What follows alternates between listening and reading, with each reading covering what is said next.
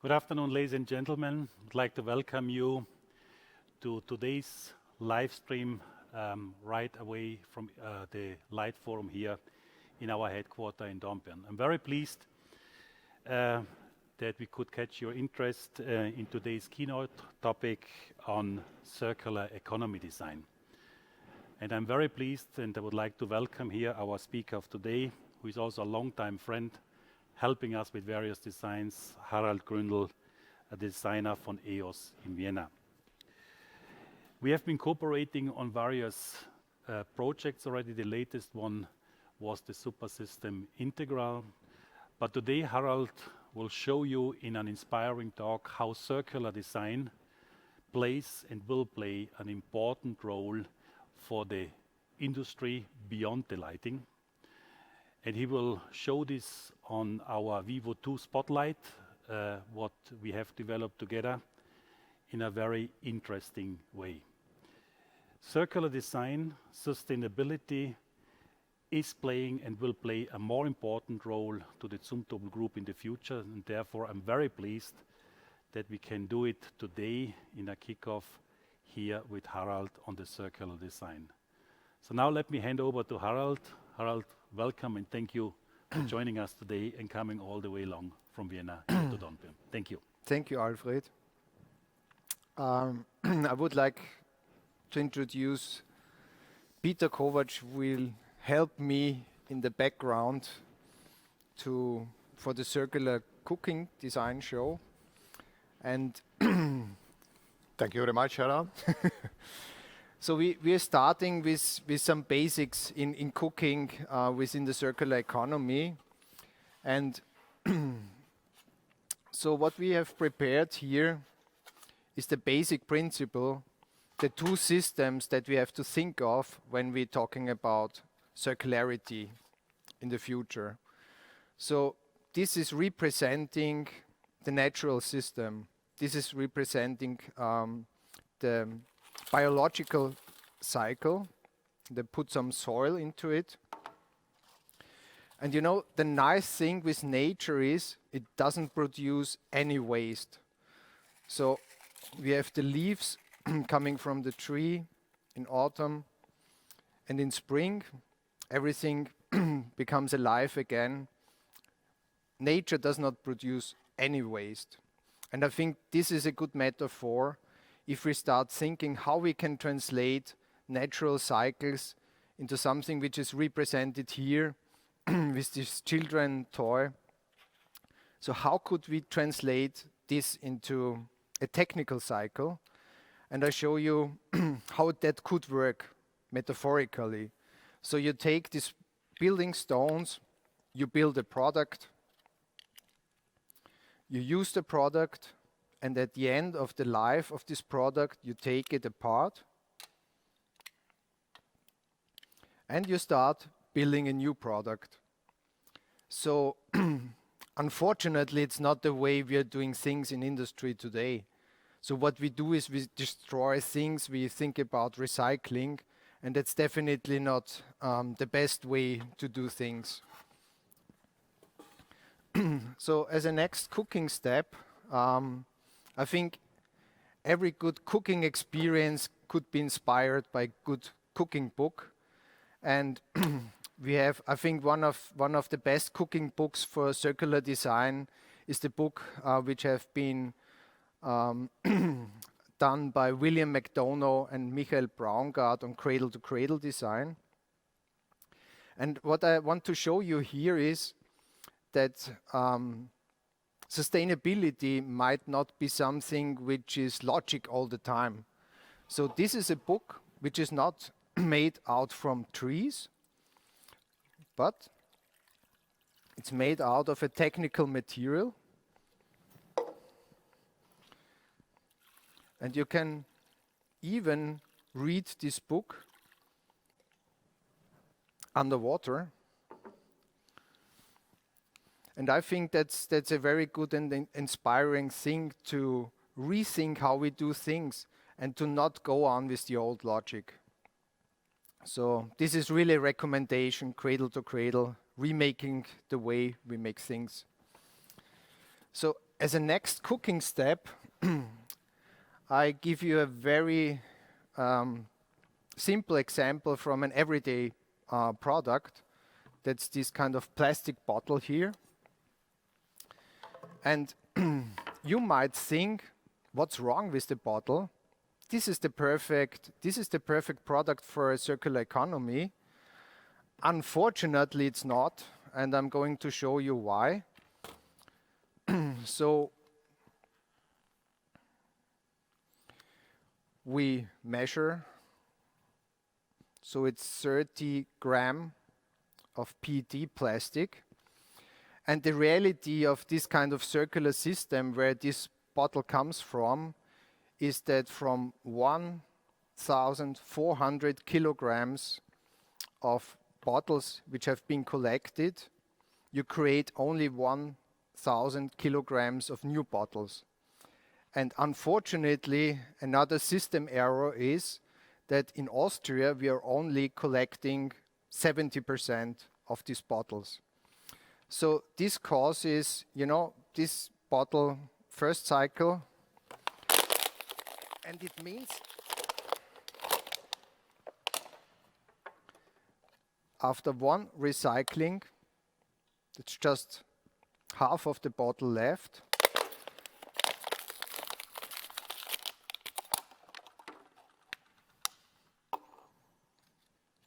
This is left after 2 cycles.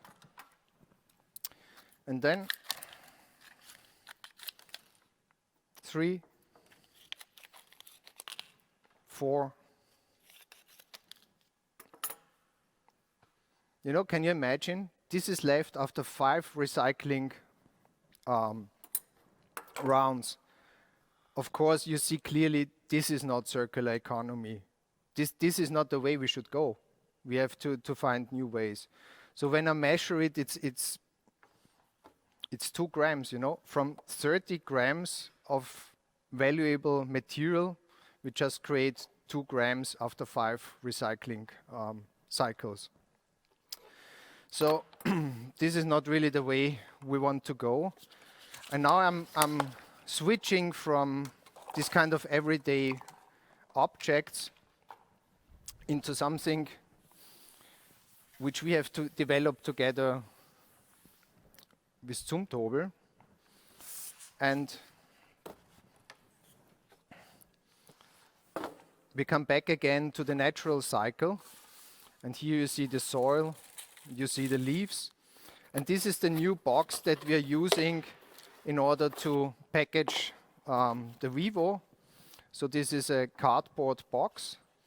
And what's really new is that we came from packaging which has some content of plastic into a one material packaging. So you see this is a really sophisticated product made from paper.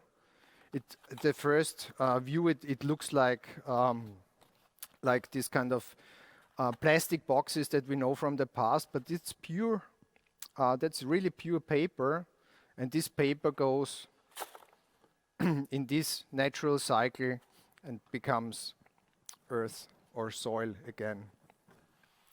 So of course this is today still not so easy to make a technical product out of ingredients which comes from nature. So you see here 3 ingredients from our new Vivo project. We see electronics. This might be a difficult topic even in the next future, but I think we have to start with it. We have to rethink how we do electronics, and we have to have suppliers which take back these electronics and make valuable new products out of it. Then we have the plastic fraction. That's the parts of our Vivo project. And in the middle you see this is everything which is made out of aluminum. So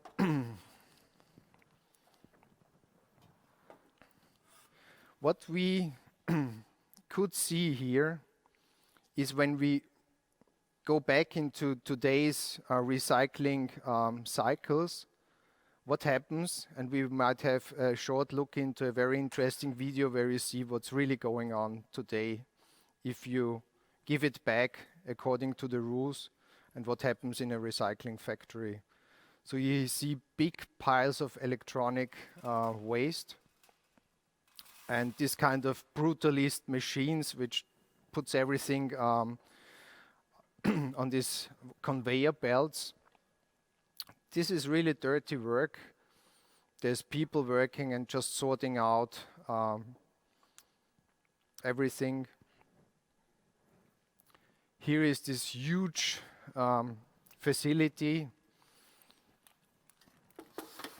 And this is the very sophisticated way how they separate different materials here. They separate the aluminum from plastic parts.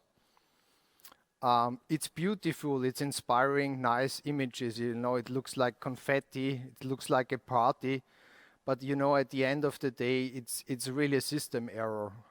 This is not what we want to have. And out of this part, which is the most valuable part of our Spotlight platform, you know, you create something out of that which is, you know, it's still aluminum, you know, but it lost really lots of its value. And what we imagine for the future is not going this direction, but just keeping these parts really in a very long life cycle. So this is the idea and inspiration for the aluminum. And of course, every cooking show needs a little bit of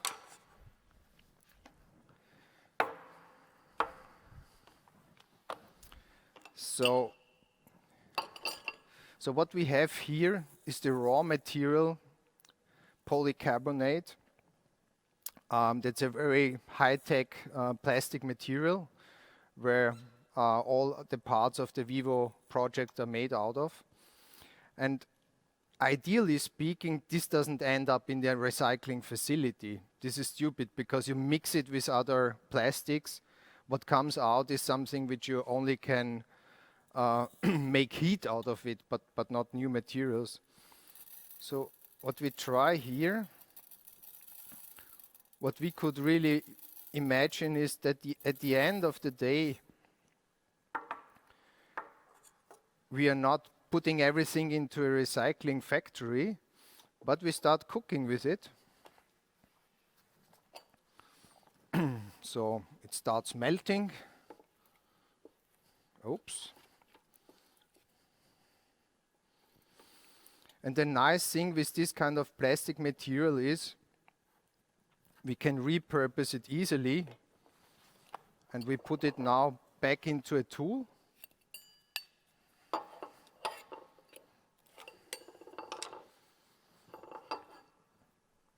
We press it and leave it here a little bit to cool down. But what we have is a new product. So this is really important that we don't mix different technical materials. So to think about what can we do with the electronics, I just give you a very simple idea, an inspiration what we can do. So here we have the cables, and everyone knows what's in cables. Copper. Copper is a super valuable material, and we would run short of this material in the future because we have electrical cars, we have more and more batteries. So what we are doing here in our kitchen is something that Zumtobel is already doing in their factory facilities. We try to separate the plastic from the copper, You know, this is a little bit like what you do in the kitchen with vanilla. So we cut this away.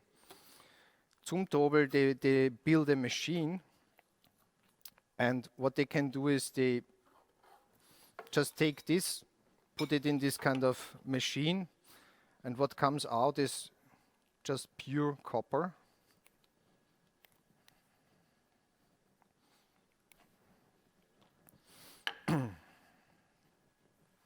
So here's some left. And this is really the gold of the future. So I think in a circular economy, companies will not sell products to clients. They will just lend it to the clients in order to get these things back. This we cut. Make hopefully new cables out of it.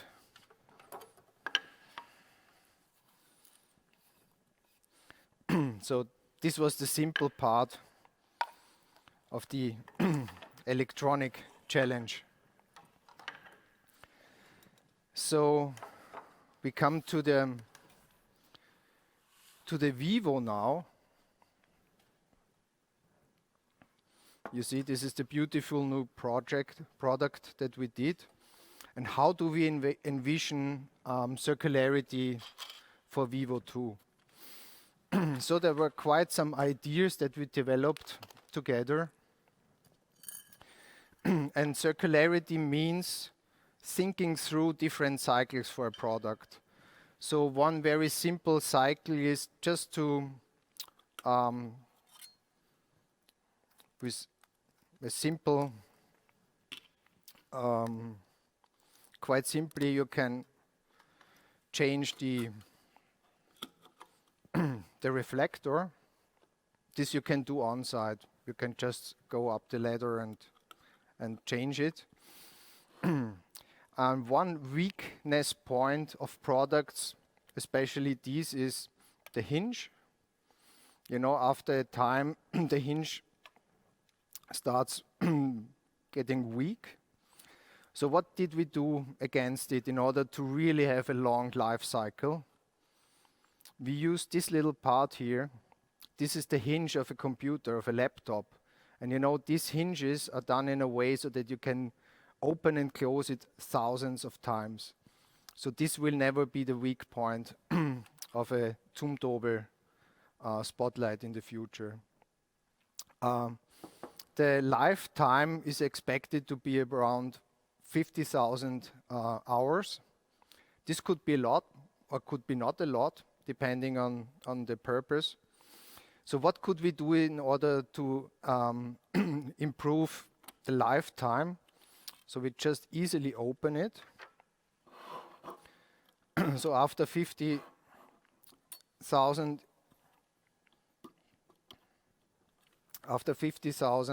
hours, you remove the reflector, take a screwdriver, removing 2 screws, removing the LED board, just pressing out this one here, take a new one, put it in. Then we can remove the driver quite easily without any tool. As you see here, this is a quite simple driver. It's just switchable. Of course, in the future, we will have new technology. So what we do here is we created an electronic package like a backpack. You have new electronics which upgrades the driver. So this might be, for example, a Bluetooth module. I take it, I insert it, again without tools, connect it, close. Then here is the prepared new LED board. We insert it.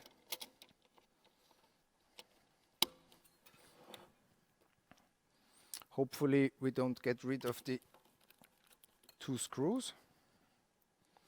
And just in a couple of seconds, we have remanufactured the Vivo 2. Comes with a new reflector. And you know, I think that's really the future. We are able to give a new life to a product with just a screwdriver and a couple of seconds. And the big long-term vision I want to show you in a short video, which is 2 minutes long. 2 minutes is the time that it takes for Vivo 2 to be produced. And every 30 seconds it's possible to have a new Vivo coming out of this automated production. So what you see here is, you know, the Vivo goes into the production facility. Its parts are disconnected. You see here the removal of the LEDs. And you see that each part can be disassembled just by machine. In the same time where we are producing a thing, we can disassembling a thing and could create a new product out of it. And I think this is really an unbelievable and good vision how we produce things in the future. We don't want it like a plastic bottle to just get rid of material after a few cycles. But you know, the most valuable parts of a product are going to be disassembled and reassembled again. Maybe there might be some relacquering, or there could be new ways of creating new textures for the outer shell of a product. So here you see the removal of the arm. And really in this very short time, we are disassembling really part per part this product. And it becomes a new resource for a new series of spotlights. So here is the last step in the production process.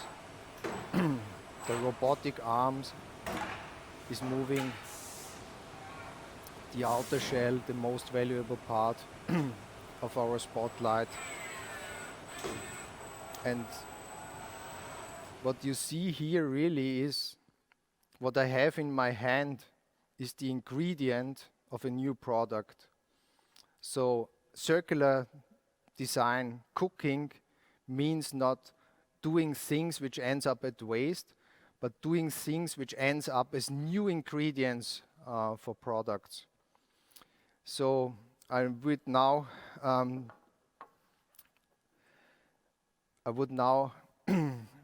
invite you to see the retail cube, where Peter is going to explain you a little bit the idea of this product in terms of application. And you will see soon 4 apprentices. This is the future, you know, of the product. This is the new workers, and they're carrying in a kind of procession.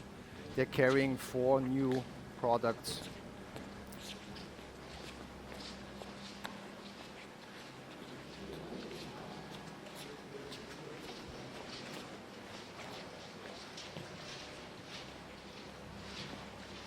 They represent the future, and they represent in a way our vision for it. Thank you, Harald, for your exciting and informative contribution. Thanks, guys, for the spotlights. Thank you, Samuel, for the Vivo 2 spotlight. We are still in this beautiful campus light forum, newly built by Zumtobel in Dornbirn. And I'm taking this version, Vivo 2 version, which fits the best in this shop retail ambient, and I'm going to install it into the Zumtobel track toolless.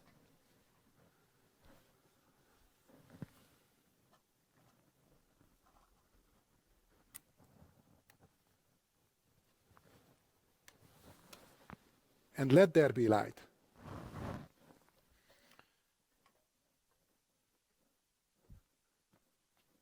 Thank you, Samuel. Harald, you have vividly presented a topic which is very important for us at Zumtobel.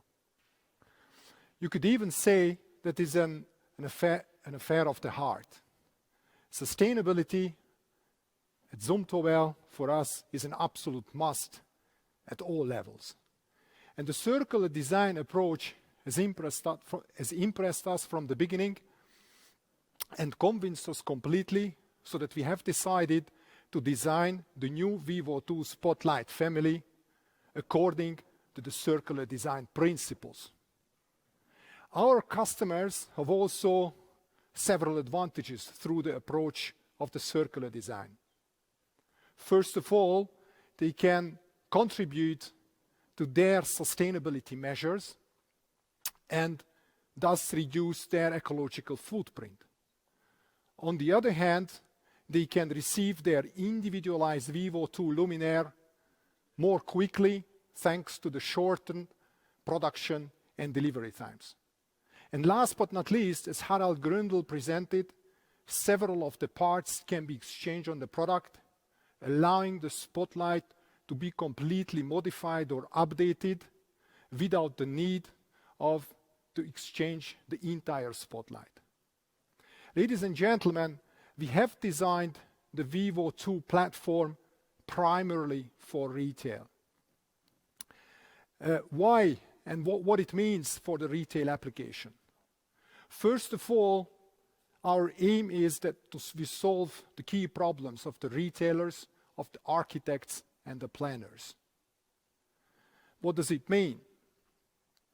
The Vivo 2 is going to provide you the best possible light for the different target groups and for the different lighting application tasks. For example, based upon our limbic approach and limbic study, with one product family.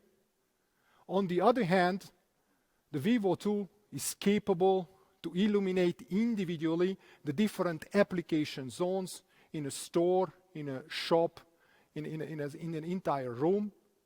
And this lighting application can be entirely updated and modified afterwards later on. And this is exactly what we have designed the Vivo 2 platform for. Customer can select and assemble their individual solution, and this on a sustainable way. And furthermore, this individualized solution can be available and will be available faster.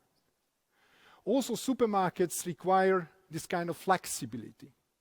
They have got the tricky task to illuminate completely different merchandise and zones in their stores. A vegetable area requires a completely different light than a fish counter. The cheese counters and meat counters are often very close to each other, but they require a completely different light. One thing is, however, common, and it's highly important, that the true colors of the products, of the merchandise, have to be authentically reflected and rendered. At the end, what is decisive for the supermarkets, for the appearance of supermarkets, next to the consistent look and feel lighting solution, are the wide variety of color temperature spectra, as you could see, and secondly, the highest quality of color rendering and light distributions. But this is not the primary topic of today's events, ladies and gentlemen. As far as the perfect light for retail concerned, we have got very good webinar series to which I would like to invite you now. The next one is going to take place on the 4th of February with the topic of fast change in fashion, and the other one on the 4th of March with the topic why you have to change your retail luminaires now. You can get further details about these webinars on our website at the campus area, z.lighting/campus. And with all that, I would like to say goodbye to you. Harald, thank you again for your informative and exciting lecture. And I hope that it impressed you as much as it did us. And the circular design approach will find implementation at your company. You will use a circular design principles approach at your projects as well. Thank you very much for your participation, for your time, and see you again.